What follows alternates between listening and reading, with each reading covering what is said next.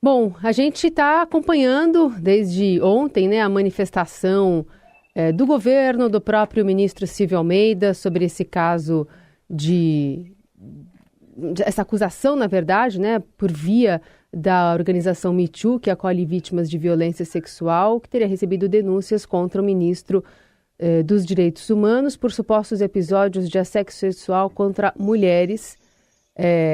E uma delas seria a própria ministra da Igualdade Racial, Aniele Franco, uma das mulheres assediadas. A gente está acompanhando aqui esse comecinho de manhã na expectativa de uma manifestação, né? Porque ontem o presidente Lula estava aqui em São Paulo, por conta da Bienal do Livro, não falou nada a respeito desse assunto e possivelmente deve conversar com a ministra Aniele Franco, se já não conversou, sobre esse assunto. Queria que você falasse um pouquinho como é que está Brasília com os bastidores desse caso. Olha, Carolina, Heisen, ouvintes, bem, o Heisen usou a expressão correta, né? Esse episódio sacudiu Brasília. Por quê? Porque, afinal das contas, né? Primeiro é que isso é uma bola de neve. A gente sabe que quando tem uma denúncia desse tipo, tem uma primeira, depois vem outra, vem outra, vem outra, e agora já tem informação de que o ministro Silvio Almeida já tinha, inclusive, denúncias, suspeitas, acusações de assédio sexual desde a época em que ele estudava direito na USP, em São Paulo. Portanto, não é uma coisa nova, parece que é uma atitude meio recorrente do ministro, mas isso evidentemente tem um impacto muito grande, primeiro pelo, sabe, assédio sexual realmente é grotesco, né? O homem usar do seu poder, da sua força para assediar mulheres, sabe? É inacreditável uma coisa dessa. Segundo, por todas as simbologias que esse episódio envolve. Afinal das contas, o que é o Silvio Almeida? Ministro dos Direitos Humanos.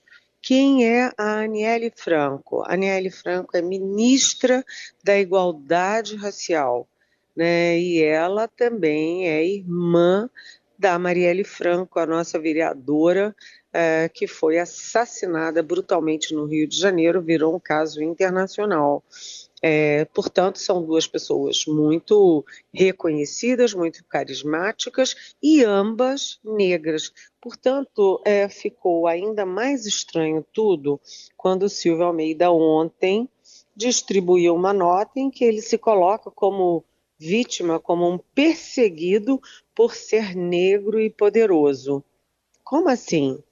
Perseguido por quem? A Aniele também é negra, né? E, sabe, isso não tem nada a ver com a questão racista, tem com a questão de gênero, com a questão da misoginia, do sexismo, etc. Então, o Lula fica numa situação desconfortável, porque todas essas bandeiras de igualdade, defesa da mulher, combate ao racismo, tudo isso são bandeiras da origem do PT lá em 1980, né? E agora, né, passam-se os anos, o governo do Lula enfrentar uma denúncia como essas é muito simbólico. A oposição já está fazendo um carnaval, né? Um carnaval. E o Lula realmente chamou para conversar tanto a Aniele quanto o Silvio Almeida, com o seguinte detalhe, né? O fator Janja, porque a Janja com certeza é uma batalhadora pela causa da mulher, pela causa feminista, e ela não vai deixar isso barato. Portanto, poderemos ter novidades ainda hoje. Uma informação aqui do G1 dá conta de que a Polícia Federal também vai abrir um inquérito para investigar as denúncias de assédio sexual contra o ministro. Então, são várias frentes, e a nota ontem também do governo, né, praticamente, não sei se dá para dizer assim, convida o ministro a se sair, né? Exatamente. Sabe o que está se falando em Brasília? Isso aconteceu ontem à noite, perto das 8 horas da noite, aqui explodiu essa história e tal. mas o que está se falando em Brasília desde ontem é a possibilidade de uma saída a Argrives. Argrives era o braço direito do ministro Itamar Franco, do presidente Itamar Franco, depois do impeachment do Collor, e o Argrives foi pego, não em questão sexual, de assédio, nem nada disso, mas ele foi pego numa denúncia.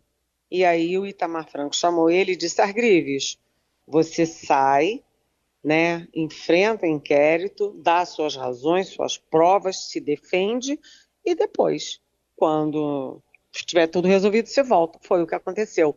Argrives foi inocentado e voltou.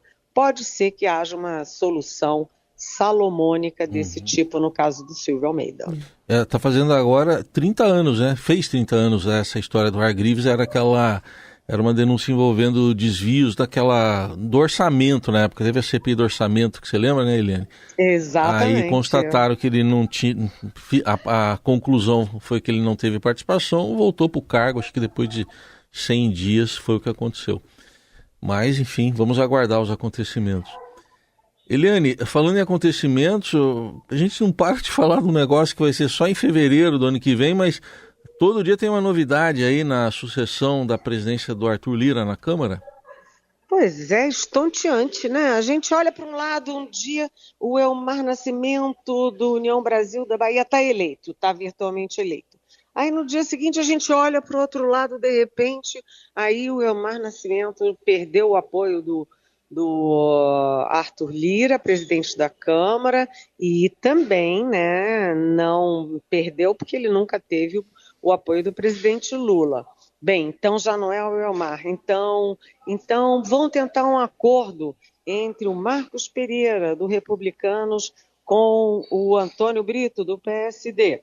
Ok, aí o Antônio Brito não topa, o Kassab do PSD não topa, o Marcos Pereira retira a candidatura. Opa, aí lançam um Tertius, que é o Hugo Mota. E aí todo mundo, já venceu, agora é o Hugo Mota, está decidido, já venceu.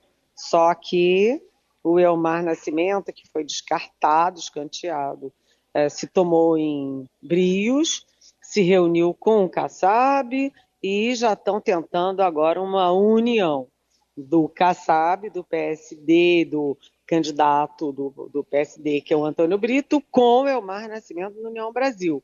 Ou seja, está uma confusão, ninguém entende mais nada. Agora, um bastidorzinho aqui em família é que o presidente Lula nunca quis o Elmar Nascimento e ele tem uma simpatia particular pelo Antônio Brito, do PSD. Aliás, dos 3 candidatos que ficaram, né, Elmar Nascimento, que tenta se impor, apesar de descartado, inclusive pelo próprio partido, né, por parte do partido, mas Elmar Nascimento, o Hugo Mota e o Antônio Brito, o único que votou contra o impeachment da Dilma foi o Antônio Brito. O Hugo Mota e o Elmar Nascimento não apenas votaram a favor do impeachment da Dilma, como fizeram discursos ácidos a favor do impeachment. Então o Lula gosta do Antônio Brito, mas o Lula não vai mover um dedo do Antônio Brito. Por quê? Porque o Lula sabe que apoiar um é criar dificuldades com todos os outros. Lula fica acompanhando de fora e o Arthur Lira está se sentindo bypassado, porque esse racha todo é na base dele, Arthur Lira, que quer, mesmo saindo em fevereiro da presidência, manter o poder na Câmara, ou seja, manter esse poder com um aliado que ele possa, de alguma forma, manipular. Eliane Cantanhede, conversando conosco sobre política e política internacional, porque o assessor especial da Presidência da República, Celso Amorim, está de malas prontas para viajar para a Rússia no momento de tensão internacional, de confronto explícito, né, entre potências ocidentais e alguns membros mesmo do BRICS. Ele deve se reunir com o braço direito de Vladimir Putin, lá em Moscou, e tem vários assuntos na agenda, dentre eles Venezuela, com certeza, né, Eliane? Pois é, mas você sabe que ontem o Putin né, numa reunião internacional lá em Moscou, deu uma declaração muito interessante de que contava com Brasil, Índia e China para abrir uma negociação de cessar-fogo com a Ucrânia, né? Então foi uma iniciativa do Putin de citar o Brasil entre esses 3 países, todos 3 dos BRICS, né, para dar uma solução, para dar um alívio nessa guerra cruenta, né? E aí eu liguei para o Celso Amorim, porque eu sabia que ele ia para a Rússia, né, porque ele vai para a reunião justamente da área de segurança dos BRICS, né? Brasil, Rússia, Índia, China e África do Sul, e agora os outros aliados. Aliás, cá para nós, né? Todos aliados muito mais aliados da China do que do próprio BRICS, porque Arábia Saudita, Egito, Emirados Árabes, todo mundo ali pró-China, né? Mas, enfim, aí o Amorim me disse que, além dessa reunião da área de segurança dos BRICS, que ele ia ter 2 encontros à parte. Um com o braço direito do Putin, né? E o outro com uma espécie de braço direito, um correspondente dele na China, que é um homem que tem muito poder na China. Portanto, é possível que o Celso Amorim, nessa viagem, ele discuta a questão da negociação de paz ou de cessar-fogo entre Rússia e Ucrânia. Com o seguinte detalhe, né? Em junho, os Estados Unidos e outros países de diferentes continentes articularam o Acordo de Copenhague para o cessar-fogo, né? Esse acordo evoluiu e às vésperas de uma segunda rodada de negociações que foi, aliás, na Suíça, o Brasil tirou o corpo fora. Por quê? Porque o Brasil alegou naquele momento que era um acordo do qual a Ucrânia participava, mas a Rússia não. E a gente sabe, cá para nós, que o Brasil tem demonstrado simpatias pela Rússia, com quem o Brasil tem interesses na área de defesa, de equipamentos de tecnologia, etc. Então, o Brasil saiu do Acordo de Copenhague para tentar, com a China, um acordo de cessar-fogo que inclua os 2, tanto a Ucrânia quanto a Rússia, né? Então, esses 3 países, Brasil, China e Índia, passam a ser decisivos para tentar puxar o Putin para o cessar-fogo. Aguardemos então.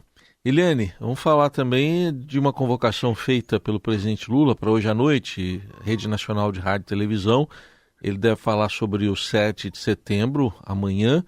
Eu aproveito para encaixar uma pergunta aqui do Sérgio Torres, nosso ouvinte de Salvador, na Bahia. E ele pergunta: Lula convidar o ministro Alexandre de Moraes para o desfile do 7 de setembro em Brasília não é um tiro no pé, não é dar apoio e projeção ao evento da Paulista do ex-presidente Bolsonaro? Oi, Sérgio. Eu não tinha pensado sobre esse aspecto, né? Mas o fato é o seguinte: quando a gente olha essa guerra do Alexandre de Moraes com o Musk, né, há uma espécie de consenso dentro do Supremo, com os ministros com quem eu tenho conversado, de que a guerra do Musk não é só contra uma pessoa, um ministro, que é o Alexandre de Moraes, mas é sim contra o próprio Supremo e contra o governo do Lula aqui no Brasil. Tanto que você vê que o Musk virou amigo desde criancinha do Javier Milei, aqui do nosso lado, que até deu declarações que irritaram muito o Brasil, porque o Milei, aqui da Argentina, apoiou o Musk contra o Brasil, apoiou os ataques à soberania do Brasil feitos pelo Musk. Então, o Lula também estava se sentindo meio na obrigação de respaldar a posição do Alexandre de Moraes nessa guerra, para não deixá-lo sozinho na linha de frente, levando tiro sozinho. Esse 7 de setembro promete, viu, gente? Inclusive, eu já vou avisando que eu vou trabalhar, porque eu vou ficar acompanhando tudo, porque vai ter essa manifestação bolsonarista muito concentrada em São Paulo, mas não só, e vai ter enfim, toda a festividade oficial em Brasília, com a presença das 3 Forças Armadas, Exército, Marinha e Aeronáutica, com Lula, com Alexandre de Moraes, com autoridades dos 3 poderes, de embaixadas, etc. Portanto, é um dia para ser bem acompanhado. Vamos ver o que o Lula fala hoje nessa convocação de rádio e televisão. Uhum. Bom, Eliane, para ficar de olho hoje também deve sair aquele relatório preliminar sobre o acidente da Voipés, né? Que a gente estava esperando. Exatamente. O CENIPA convocou uma entrevista coletiva. O CENIPA, que é o órgão, né, de investigação de acidentes aeronáuticos da aeronáutica, o CENIPA convocou uma entrevista coletiva às 5 horas, lembrando que esse relatório ainda é preliminar, mas já vai aprofundar bastante as causas. A gente lembra que acidente aeronáutico nunca é uma causa só, é uma causa que puxa outra, é um conjunto de fatores. E como eu sou muito atenta a esse tipo de assunto, gosto, acompanho, eu vou ficar de olho nisso, até porque as famílias, os entes queridos, os amores e o país têm o direito de saber exatamente o que aconteceu, até para que não se repita.